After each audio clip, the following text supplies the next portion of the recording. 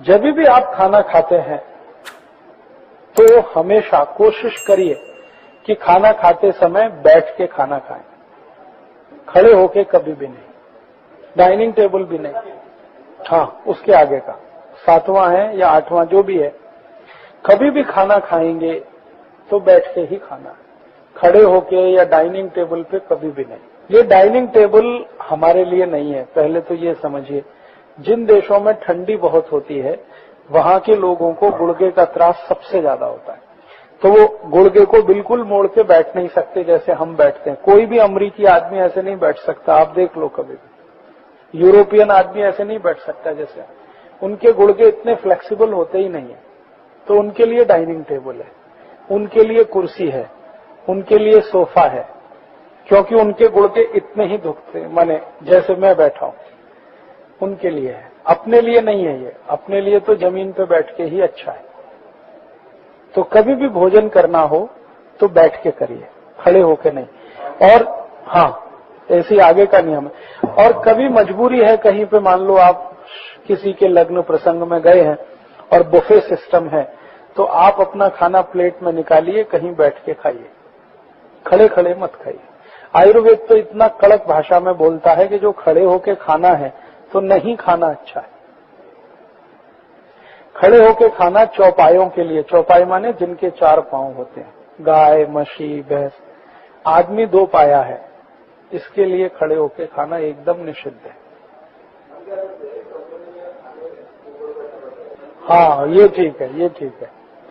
कुर्सी पर अगर आप ऐसे सुखासन में बैठ सकते हैं तो चलेगा। अब इसके आगे का नियम, वो पानी के लिए है। पानी भी हमेशा बैठ के ही पीना चाहिए, कभी भी खड़े होकर पानी नहीं पीना चाहिए।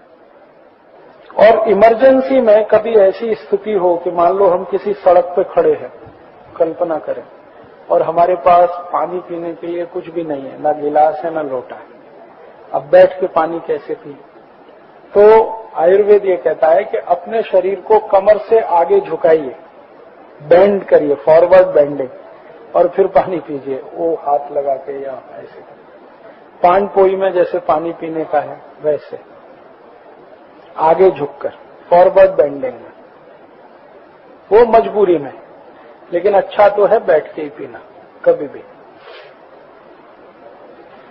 अभी इसका एक उल्टा नियम है, वो आगे का है कि दूध कभी भी बैठ के नहीं पीना, वो खड़े होके पीना। दूध हमेशा खड़े होके पीना, पानी बैठ के पीना।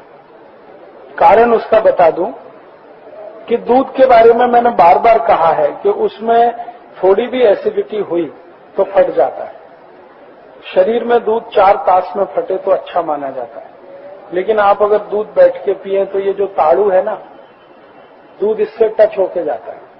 ताड़ू पे हमेशा थोड़ा एसिड रहता है, हाइड्रोक्लोरिक एसिड, तो दूध के साथ मिलेगा तो दूध फटेगा। तो यही ताड़ू से दूध फटता हुआ अंदर जाता है, वो खराब है। इसलिए दूध खड़े होकर पिए तो ताड़ू को टच नहीं होगा, जीभ को टच होना चाहिए और गले से उतरना चाहिए।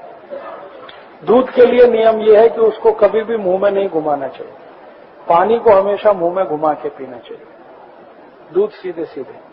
इसलिए ये जो बच्चे दूध पीते हैं ना लेट के, वो सबसे अच्छी अवस्था है दूध पीने की। आई जो उनको दूध पिलाती है वो सबसे अच्छा सो के, पूरे सोए भी नहीं रहते हैं, आधे सोए रहते हैं, सिर पीछे से थोड़ा उठा रहता है क्योंकि वो मांडी पे रख के पिलाती है। तो ऐसे बेंडिंग 15-20 डिग्री का बेंड है, वो कोण है, ये सबसे अच्छी स्थिति है दूध पीने। अब आगे का नियम,